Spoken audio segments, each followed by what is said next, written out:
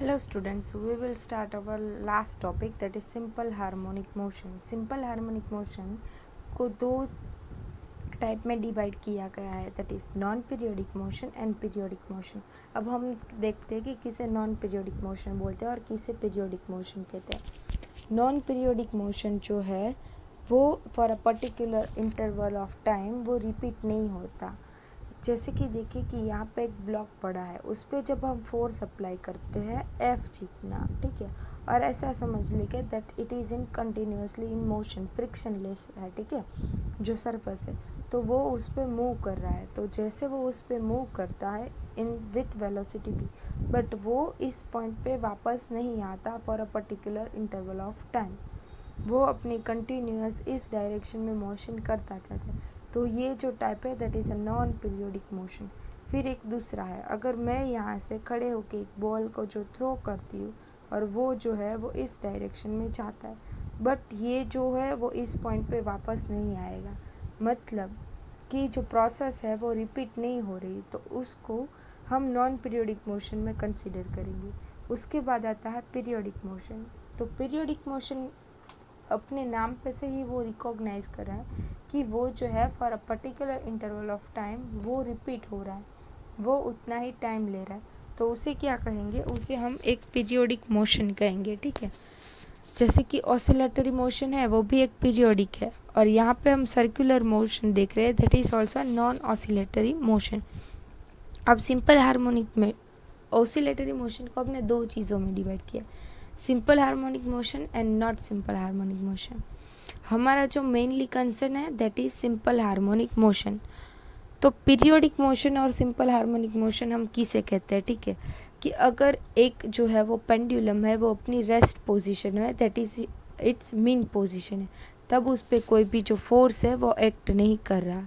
फिर जब हम उस पर फोर्स एक्ट करते हैं, हम यहाँ पे उसको लाके छोड़ते, तो वो क्या करेगा, ये उसकी पॉजिटिव एक्स डायरेक्शन में मैक्सिमम डिस्प्लेसमेंट होगा.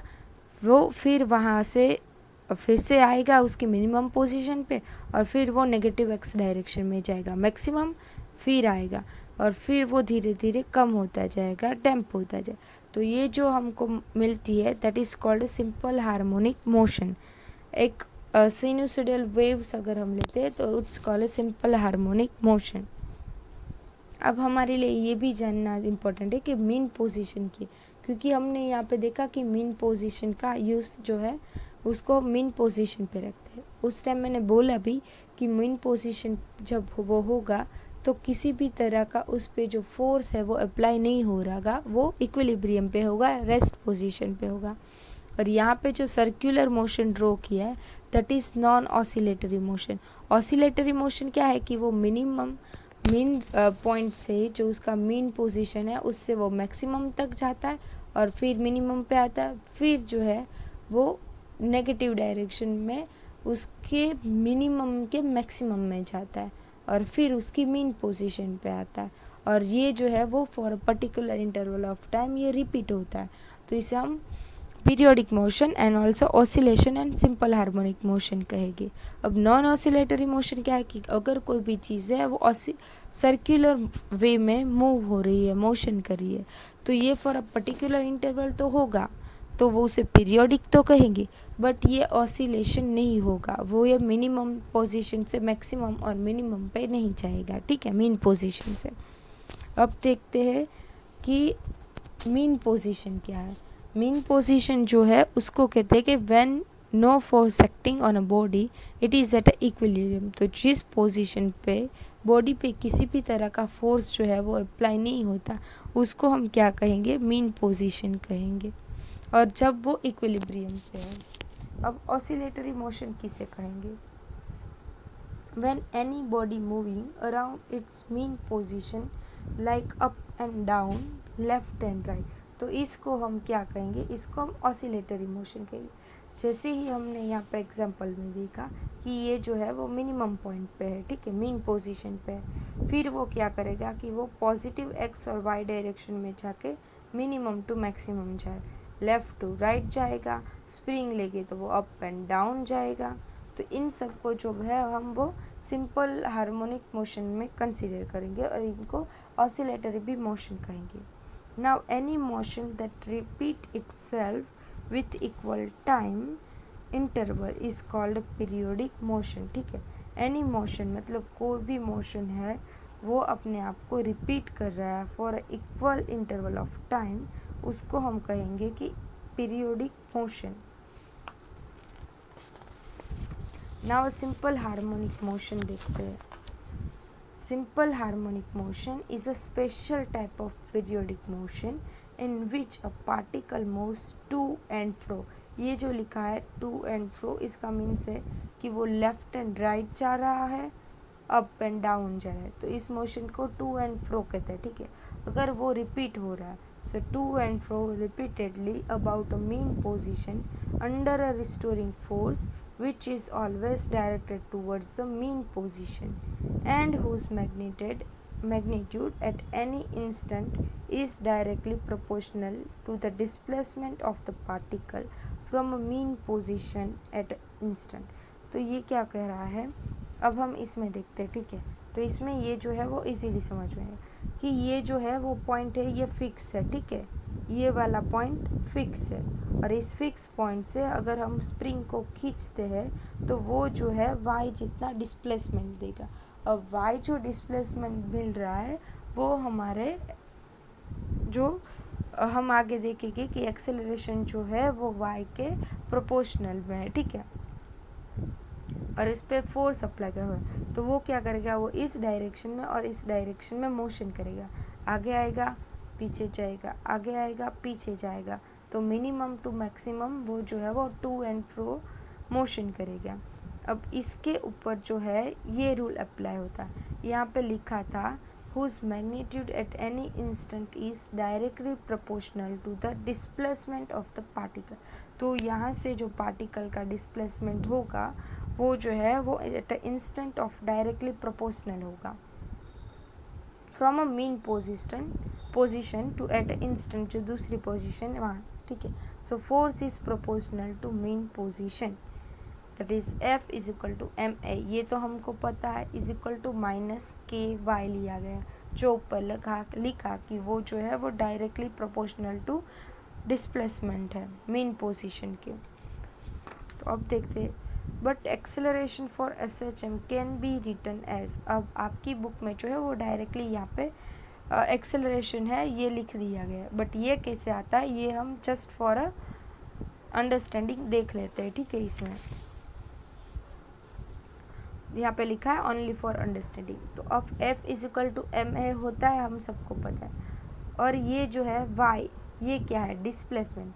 तो विथ रिस्पेक्ट टू डिस्प्लेसमेंट है उसका हम with respect to time derivative करेंगे, तो वो हमको अगर एक बार करेंगे तो वेलोसिटी देगा, फिर हम उस वेलोसिटी का दूसरी बार मतलब विथ रिस्पेक्ट टू टाइम फिर से डिफ्रेंशिएशन करेंगे तो वो हमको एक्सेलरेशन देगा। तो इसको हम क्या रखें, d²y/dt²। तो ये आ गया हमारा। ठीक है, अब हम क्या करेंगे, इसको एक ही जगह पे रख देंगे, फिर हमने जो यहाँ पे लिखा हुआ था तो अब जो हम है वो इन दोनों चीज़ों को कंपेयर कर देते हैं। ठीक है, so m d²y/dt² is equal to -ky। हमने यहाँ पे ये लिखा था जो हमने यहाँ पे लिया है, अब हम उसको कंपेयर करते, तो कंपेयर करेंगे तो ये हम लिख पाएंगे। अब ये जो है डबल -ky है वो इक्वल टू की इस साइड है, उसको हम लेफ्ट हैंड साइड ले लेते तो क्या हो जाएगा, md²y/dt² plus ky is equal to 0। तो ये हो गया सेकेंड ऑर्डर डिफरेंशियल इक्वेशन। अब क्या करेंगे, इसको m से डिवाइड करते, अगर m से डिवाइड करते तो ये इक्वेशन आएगा, that is d²y/dt² plus k/m y is equal to 0। अब इसको अगर हम सॉल्व करते हैं, आगे बढ़ते हैं, तो हमको उसका y का जो है वो सॉल्यूशन मिलेगा।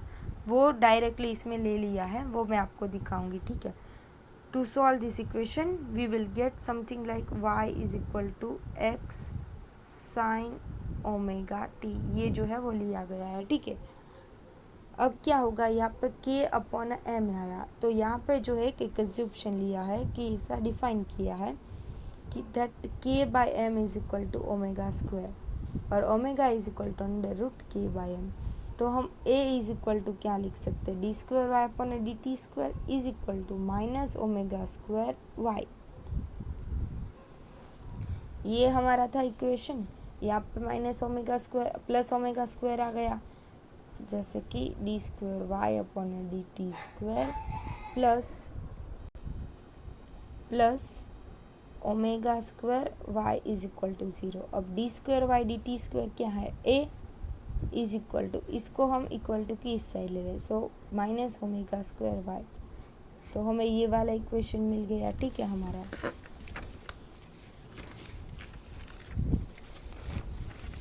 सो ये आ गया a is equal to K by M, Y is equal to omega square, और ये डिफाइन कर दिया है, ठीक है, डायरेक्टली।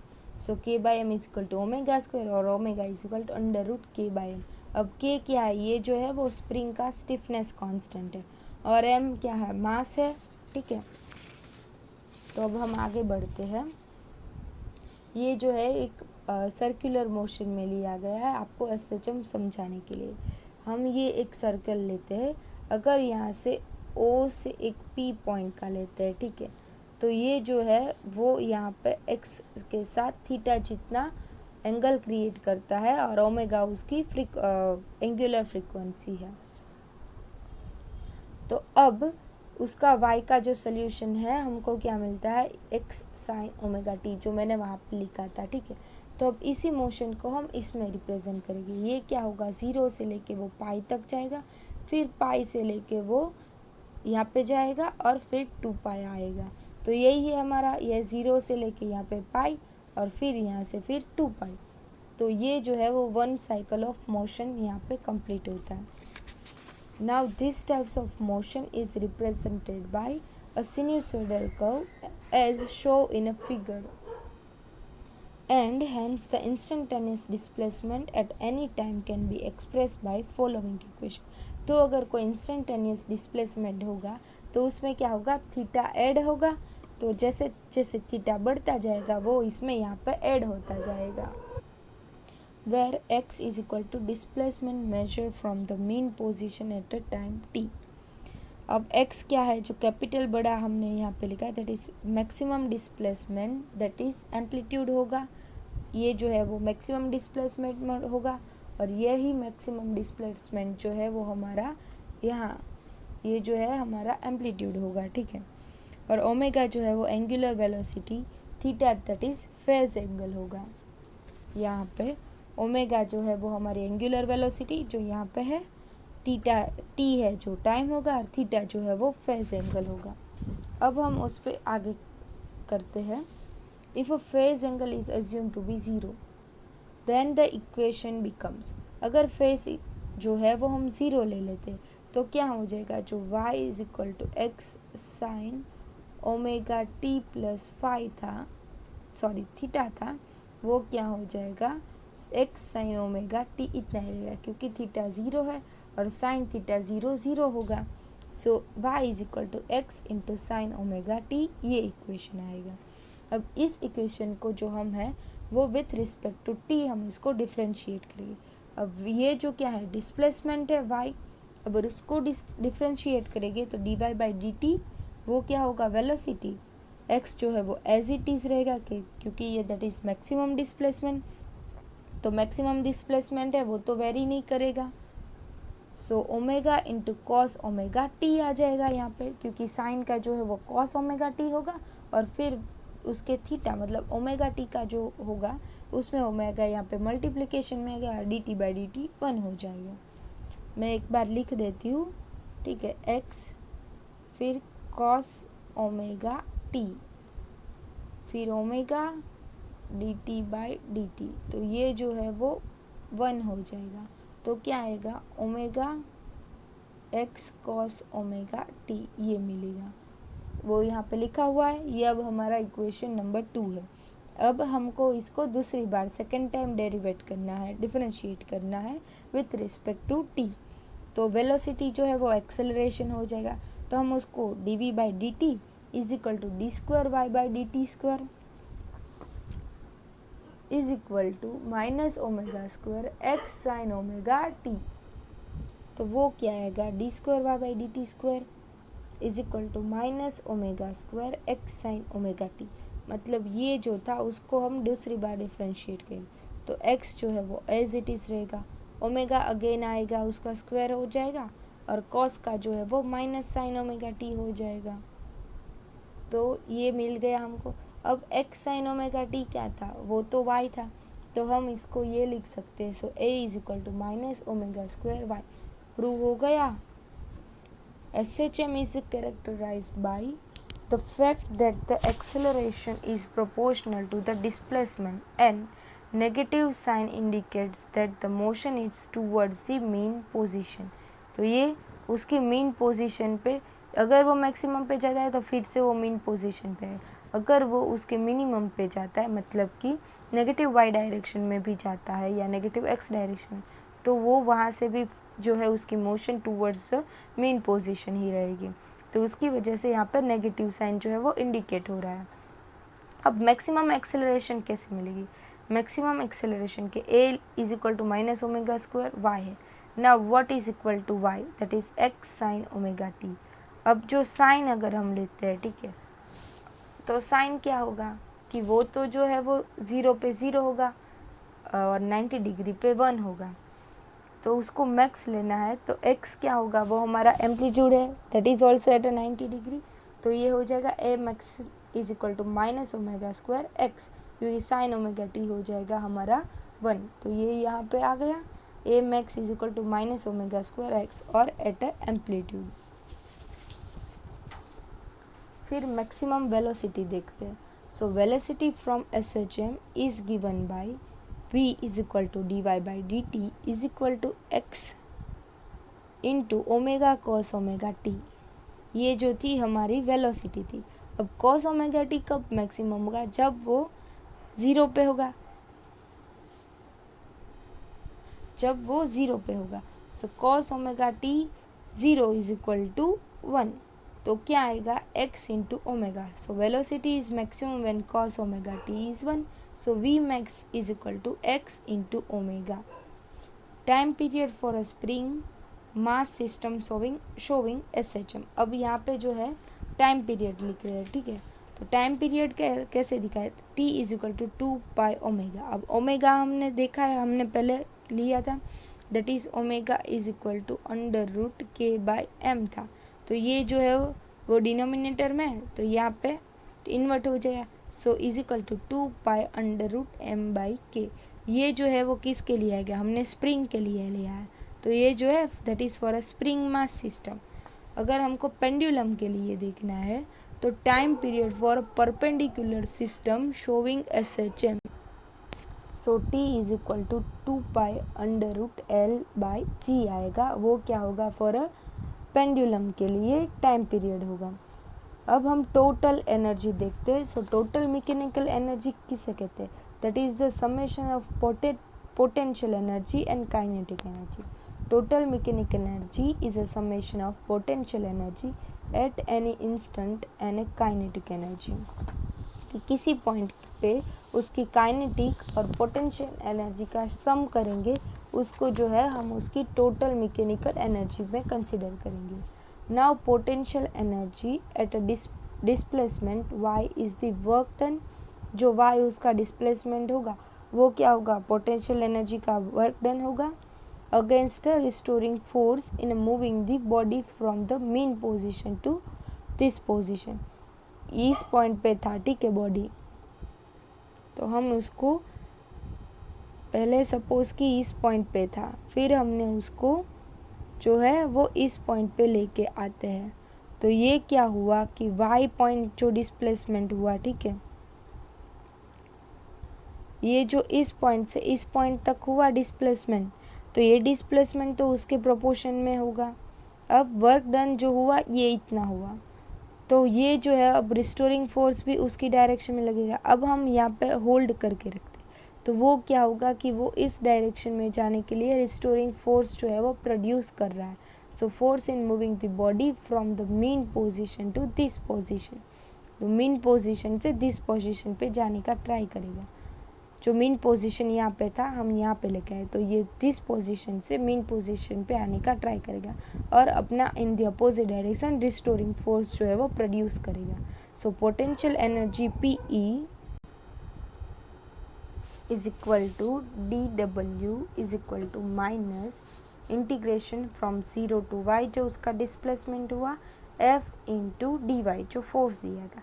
अब F क्या है, that is minus KY। So integration 0 to y KY into dy। तो पोटेंशियल एनर्जी क्या होगा, दैट इज 1/2 KY स्क्वायर, क्योंकि K जो है वो बाहर के डायरेक्शन में आ जाएगा, नेगेटिव नेगेटिव प्लस हो जाएगा। So from 0 to y K जो है वो बाहर आ गया। सो y dy, अब y का जो हम इंटीग्रेशन करेंगे तो वो आएगा y²/2 और k जो था ये, so 1/2 KY square, but k is equal to m/ω²। ये कहाँ से है, हमने लिया था omega is equal to 1/k/m, ये लिया था।